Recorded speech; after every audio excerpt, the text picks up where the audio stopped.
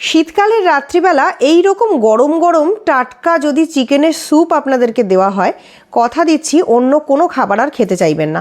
চলুন স্যুপটা কিভাবে করলাম আপনাদের দেখাই। জাস্ট 2 চামচ তেল দিয়েছি কড়াইতে, গোটা গরম মশলা দিয়ে সামান্য একটুখানি পেঁয়াজ কুচি দিয়ে নেড়ে চেড়ে নিচ্ছি। তারপর তার মধ্যে অ্যাড করছি পছন্দ মতো সবজি। আমি গাজর, আলু, ক্যাপসিকাম, বিনস এইসব দিয়েছিলাম।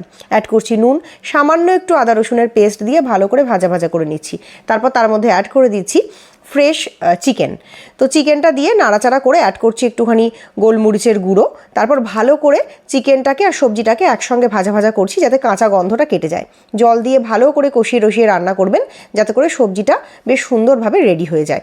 এবার আর কোনো কাজ নেই, সমস্ত মিশ্রণটা প্রেশার কুকারে অ্যাড করে পর্যাপ্ত পরিমাণে জল দিয়ে 1 থেকে 2টো সিটি দিয়ে নিলেই কিন্তু খুব সুন্দর গরম গরম হেলদি চিকেনের স্যুপ একদম তৈরি হয়ে যাবে।